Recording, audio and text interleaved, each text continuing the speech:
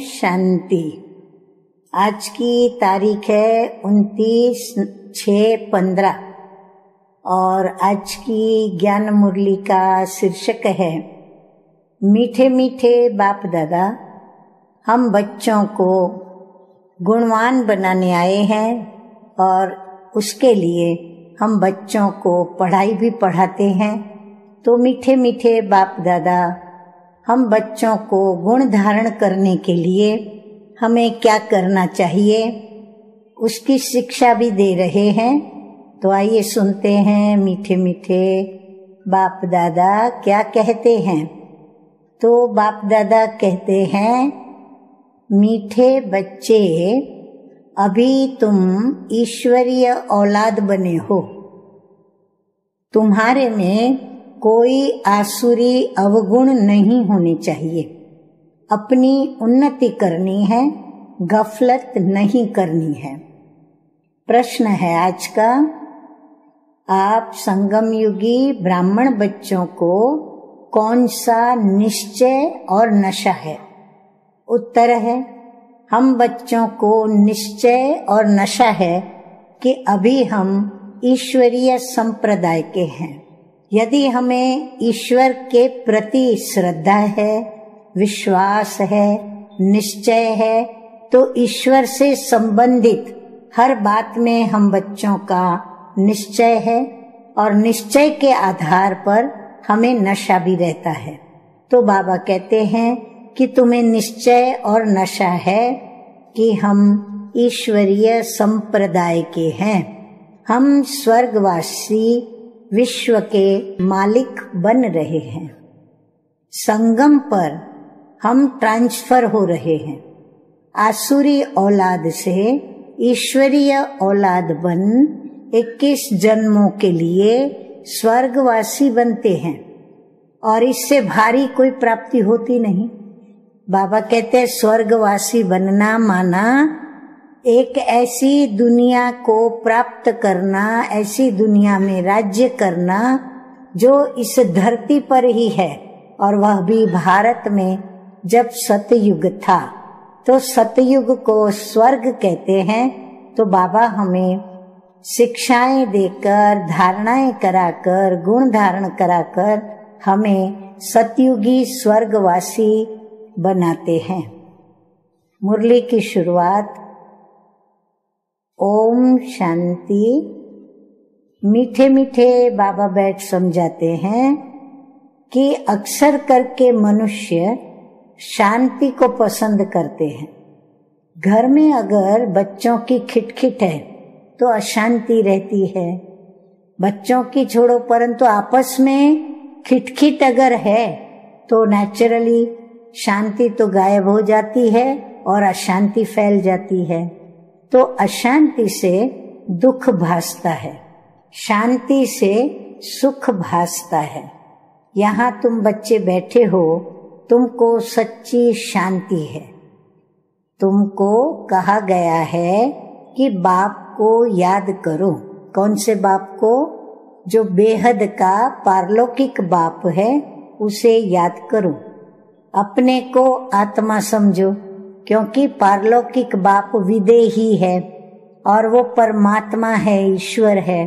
तो उनसे हमें नाता जोड़ना है, उसे याद करना है। तो हमें स्वयं को भी विदेही समझना पड़े और फिर हम उनको याद करें। आगे बाबा कहते हैं कि आत्मा में जो आधा कल्प से अशांति है वो निकलनी है। तो बाबा कहते हैं कि जो अशांति आधा कल्प से लेकर के कई जन्मों से अंदर में संस्कारों के रूप में जो बैठ गई है, उसको अभी निकलना है। तो निकले कैसे? तो बाबा उसका उपाय बताते हैं कि शांति के सागर बाप को याद करने से तुमको शांति का वर्षा मिल रहा है। यह भी तुम जानते हो कि शांति की दुनिया और अशांति की दुनिया बिल्कुल अलग है। आसुरी दुनिया, ईश्वरीय दुनिया। सतयुग और कलयुग किसको कहा जाता है? ये कोई मनुष्य मात्र नहीं जानते। तुम कहेंगे हम भी नहीं जानते थे, भले कितने भी पोजीशन वाले थे। पैसे वालों को पोजीशन वाला भी कहा जाता है। गरीब और साहूकार तो समझ सकते हैं ना, वैसे तुम भी समझ सकते हो कि बरोबर ईश्वरीय औलाद और आसुरी औलाद। बाबा कहते हैं ये बड़ी साधारण बातें हैं जो गरीब भी समझे, साधारण भी समझे, साहूकार भी समझे। अभी तुम मीठे बच्चे समझते हो क्या? बाबा कहते हैं कि तुम समझते हो कि हम ईश्वरीय संतान हैं, तो ये पक्का निश्चय है ना। बाबा कहते हैं पक्का अंदर में विश्वास है ना। तुम ब्राह्मण समझते हो हम ईश्वरीय संप्रदाय स्वर्गवासी विश्व के मालिक बन रहे हैं। हरदम वह खुशी रहनी चाहिए। बाबा कहते जब विश्व के मालिक और वह भी स्वर्ग के, तो अंदर में क्या होना चाहिए? खुशी होनी चाहिए। तो बहुत थोड़े हैं जो यथार्थ रीति से समझते हैं, क्योंकि जो समझेगा उसको खुशी भी होगी। तो खुशी कम दिखाई पड़ती है, इसका मतलब क्या हुआ? बहुत थोड़ों को ये बात समझ में आई है। सतयुग में है ईश्वरीय संप्रदाय, कलय युग में है आसुरी संप्रदाय। पुरुषोत्तम संगम युग पर आसुरी संप्रदाय की बदली होती है। अभी हम शिव बाबा की औलाद बने हैं, बीच में हम भूल गए थे। अभी फिर इस समय जाना है हम शिव बाबा की संतान हैं। वहाँ सतयुग में कोई अपने को ईश्वरीय औलाद नहीं कहलाते, वहाँ है दैवी औलाद। इनके पहले हम आसुरी औलाद थे, अभी ईश्वरीय औलाद बने हैं। हम ब्राह्मण ब्रह्मा कुमार ब्रह्मा कुमारी हैं। रचना हम सब हैं एक बाप की। तुम सब भाई बहन हो और ईश्वरीय औलाद हो। तुम जानते हो कि बाबा से राज्य मिल रहा है। भविष्य में जाकर हम दैवी स्वराज्य पाएंगे, सुखी होंगे। बरोबर सतयुग है सुखधाम और कलह युग है दुख धाम। और ये सिर्फ तुम संगम युगी ब्राह्मण ही जानते हो कि आत्मा ही ईश्वरीय औलाद है, और ये भी जानते हो कि बाबा स्वर्ग की स्थापना करते हैं। वो रचता है ना, नरक का क्रिएटर तो नहीं है। उनको कौन याद करेंगे? तुम मीठे मीठे बच्चे जानते हो कि बाप स्वर्ग की स्थापना कर रहे हैं। वो हमारा बहुत मीठा बाप है। हमको 21 जन्मों के लिए स्वर्गवासी बनाते हैं। इससे भारी वस्तु कोई होती नहीं।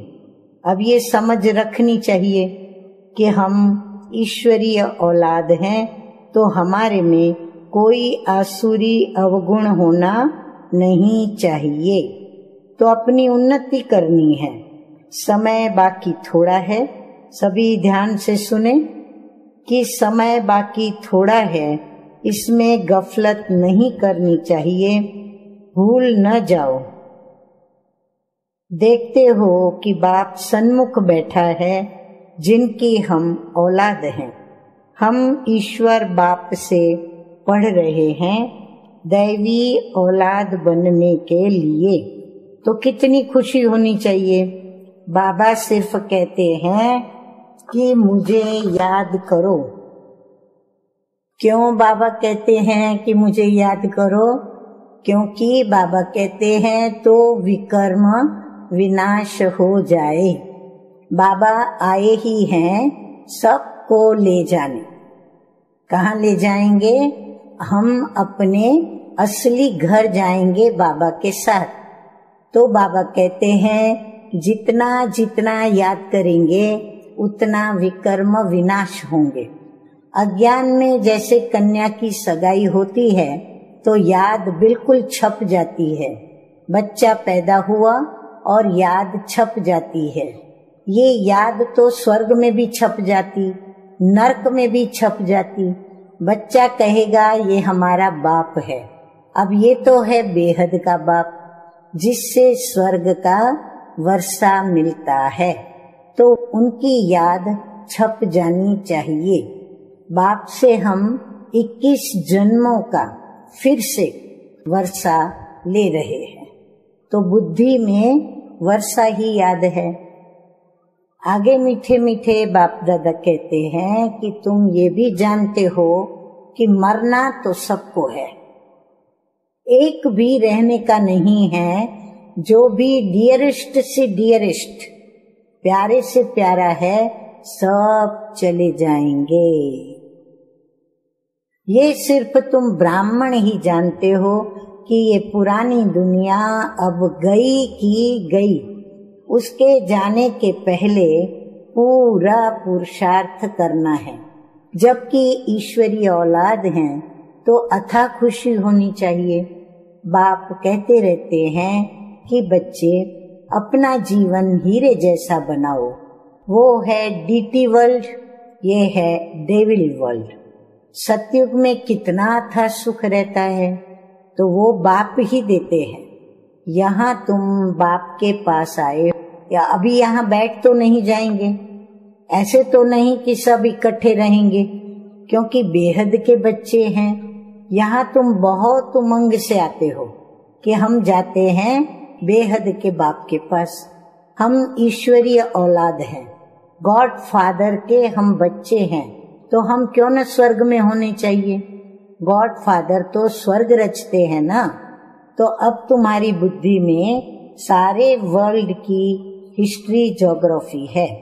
जानते हो हेवनली गॉड फादर हमको हेवन के लायक बना रहे हैं।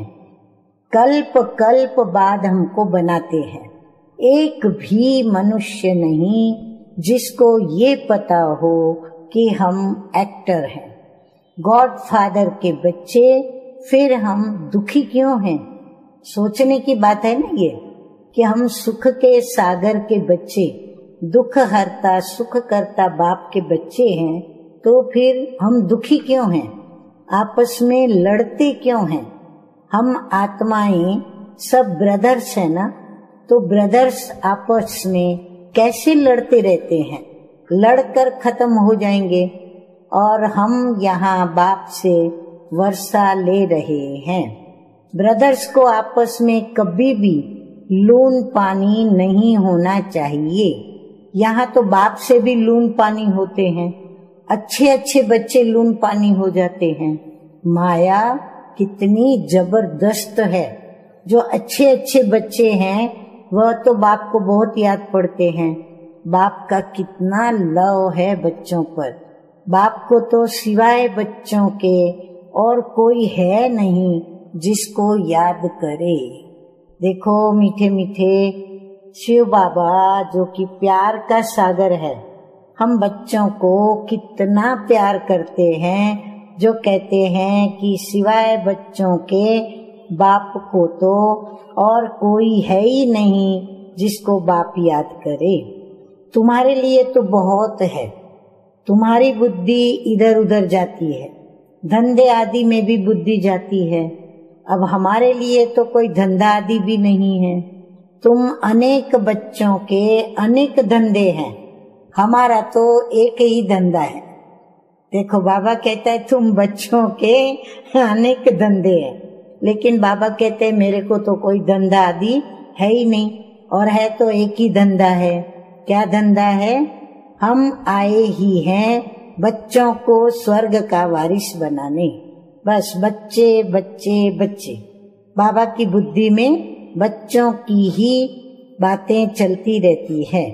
तो बेहद के बाप की प्रॉपर्टी सिर्फ तुम बच्चे हो। देखो बाबा का प्यार, देखो, महसूस करो। गॉड फादर है ना, सभी आत्माएं उनकी प्रॉपर्टी है। माया ने उनको छीछी बना दिया है, अब गुलगुल बनाते हैं बाप। बाप कहते हैं मेरे तो तुम ही हो, तुम्हारे ऊपर हमारा मोह भी है। बोलो। अभी बाबा कहते हैं मेरे तो तुम ही हो, और हम बच्चे कहते हैं बाबा मेरे तो आप ही हो। हाँ, बाबा कहते हैं मेरा मोह भी तुम बच्चों में है। चिट्ठी नहीं लिखते हो तो ओना हो जाता है, चिंता हो जाती है। अच्छे अच्छे बच्चों की चिट्ठी नहीं आती है। अच्छे अच्छे बच्चों को एकदम माया खत्म कर देती है। जरूर दे अभिमान है। बाप कहते रहते हैं कि अपनी खुश खैराफत लिखो। बाबा बच्चों से पूछते हैं कि बच्चे तुमको माया हैरान तो नहीं करती है? बहादुर बन माया पर जीत पहन रहे हो ना? तुम युद्ध के मैदान में हो ना? तो कर्मेंद्रियां ऐसे वश करनी चाहिए जो कुछ भी चंचलता न हो। सतयुग में सब कर्मेंद्रियां वश में रहती हैं। कर्मेंद्रियों की वहाँ कोई चंचलता नहीं होती है, न मुख की, न हाथ की, न कान की, कोई भी चंचलता की बात वहाँ नहीं होती। वहाँ कोई भी गंध की चीज भी नहीं होती। और यहाँ योग बल से कर्मेंद्रियों के ऊपर तुम जीत पाते हो। बाबा कहते हैं कोई भी गंदी बात वहाँ नहीं होती। कर्मेंद्रियों को वश करना है, और बाबा कहते हैं अच्छी रीति से पुरुषार्थ करना है। टाइम बाबा कहते बहुत थोड़ा है। गायन भी है कि बहुत गई थोड़ी रही। अभी थोड़ी रहती जाती है। नया मकान बनता रहता है तो बुद्धि में रहता है ना कि बाकी थोड़ा समय है, अभी ये तैयार हो जाएगा, बाकी ये थोड़ा काम है। वो है हद की बातें और ये है बेहद की बात। यह भी बच्चों को समझाया गया है कि उन्हों का है साइंस बल और तुम्हारा है साइलेंस बल। है उनका भी बुद्धि बल, तुम्हारा भी बुद्धि बल। साइंस की कितनी इन्वेंशन निकालते रहते हैं। अभी तो ऐसे बॉम्ब्स बनाते रहते हैं जो कहते हैं कि वहां बैठे बैठे छोड़ेंगे तो सारा शहर खत्म हो जाएगा। फिर ये सेनाएं, एरोप्लेन आदि कुछ भी काम में नहीं आएंगे। तो वो है साइंस बुद्धि, तुम्हारी है साइलेंस बुद्धि। वो विनाश के लिए निमित्त बने हुए हैं, तुम अविनाशी पद पाने के लिए निमित्त बने हो। अब ये भी समझने की बुद्धि चाहिए ना। आगे प्यारे प्यारे बाबा कहते हैं प्यार लुटाते हुए कि तुम बच्चे समझ सकते हो कि बाप कितना सहज रास्ता बताते हैं। भले कितनी भी अहल्याएं उपजाएं हो, सिर्फ 2 अक्षर याद करने हैं कि बाप और वर्षा। फिर जितना जो याद करे, और संग तोड़ एक बाप को याद करना है। बाप कहते हैं मैं जब अपने घर परम धाम में था तो भक्ति मार्ग में तुम पुकारते थे बाबा आप आएंगे तो हम सब कुछ कुर्बान करेंगे। ये हुए जैसे करनी घोर। करनी घोर को पुराना सामान दिया जाता है। तुम बाप को क्या देंगे? इनको यानी ब्रह्मा को तो नहीं देते हो ना, इसने भी सब कुछ दे दिया शिव बाबा को। अब ये थोड़े ही यहाँ बैठ महल बनाएंगे, ये सब कुछ शिव बाबा के लिए है। वो करण करावनहार है, डायरेक्शन देते रहते हैं। बच्चे कहते हैं कि बाबा आप हमारे लिए एक ही हो, आपके लिए तो बहुत बच्चे हैं। बाबा फिर कहते हमारे लिए सिर्फ तुम बच्चे हो, तुम्हारे लिए तो बहुत हैं। कितने देह के संबंधियों की याद रहती है। मीठे मीठे बच्चों को बाप कहते हैं जितना हो सके बाप को याद करो और सबको भुलाते जाओ। स्वर्ग की राजाई का मक्खन तुमको मिलता है, जरा ख्याल तो करो कैसे ये खेल की रचना है। तुम सिर्फ बाप को याद करते हो और स्वदर्शन चक्रधारी बनने से चक्रवर्ती राजा बनते हो। अभी तुम बच्चे प्रैक्टिकल में अनुभवी हो। मनुष्य तो समझते हैं कि भक्ति परंपरा से चली आई है, विकार भी परंपरा से चले आए हैं। इन लक्ष्मी नारायण राधे कृष्ण को भी तो बच्चे थे ना। अरे हाँ, बच्चे क्यों नहीं थे, परंतु उनको कहा जाता है संपूर्ण निर्विकारी।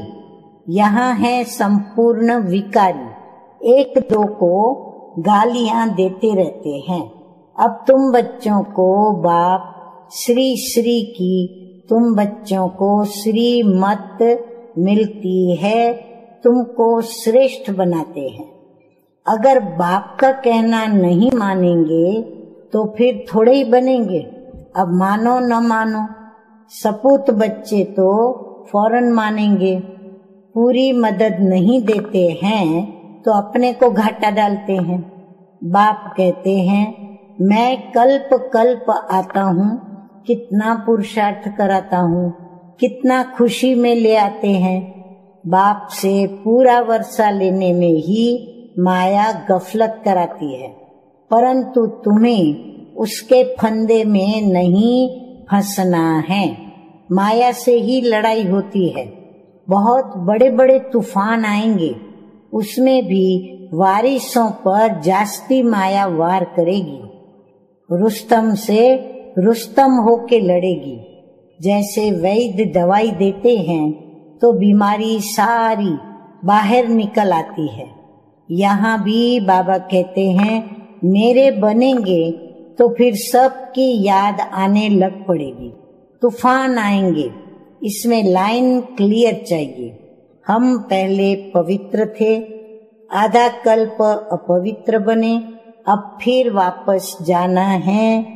बाप कहते हैं मुझे याद करो तो इस योग अग्नि से तुम्हारे विकर्म विनाश होंगे।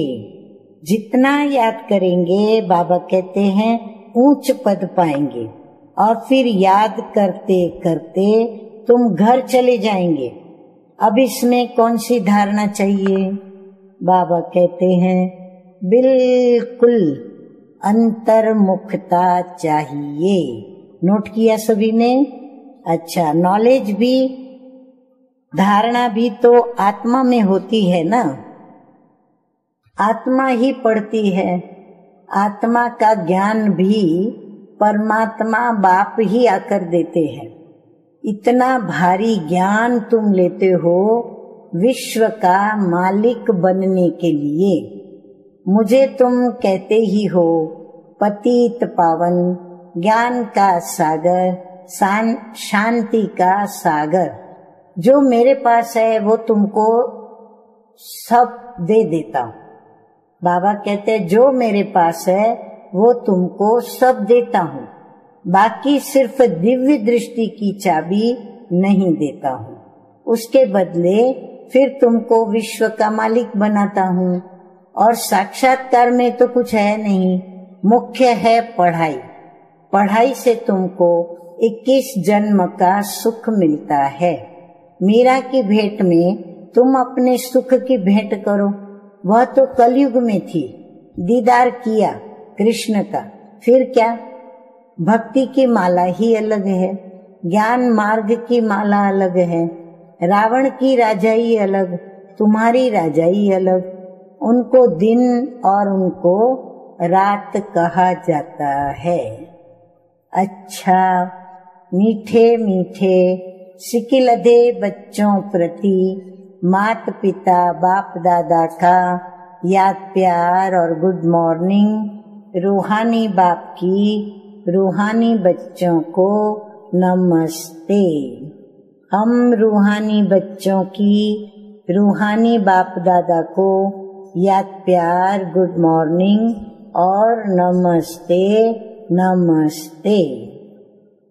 अब हम सुनेंगे धारणा के लिए मीठे मीठे शिव बाबा के महावाक्य। नंबर 1 है याद के बल से अपनी कर्मेंद्रियां ऐसी वश करनी है जो कोई भी चंचलता न रहे। टाइम बहुत थोड़ा है, इसलिए अच्छी रीति पुरुषार्थ कर माया जीत बनना है। नंबर 2 है, बाप जो ज्ञान देते हैं उसे अंतर्मुखी बन धारण करना है। कभी भी आपस में लून पानी नहीं होना है। बाप को अपनी खुश खैराफत का समाचार जरूर देना है। वरदान है, निर्बल दिल शिकस्त असमर्थ आत्मा को एक्स्ट्रा बल देने वाले रूहानी रहम दिल भव। बाप कहते हैं जो रूहानी रहम दिल बच्चे हैं वो महादानी बन बिल्कुल होपलेस केस में होप पैदा कर देते हैं। निर्बल को बलवान बना देते हैं और दान सदा गरीब को बेसहारे को दिया जाता है। तो जो निर्बल दिल शिकस्त असमर्थ प्रजा क्वालिटी की आत्माएं हैं उनके प्रति रूहानी रहम दिल बन महादानी बनो। आपस में एक दूसरे के प्रति महादानी नहीं, वह तो सहयोगी साथी हो, भाई भाई हो, हम शरीक पुरुषार्थी हो। सहयोग दो, दान नहीं। अच्छा, आज का स्लोगन है, सदा एक बाप के श्रेष्ठ संग में रहो तो और किसी के भी संग का रंग का प्रभाव नहीं पड़ सकता। अच्छा, ओम शांति।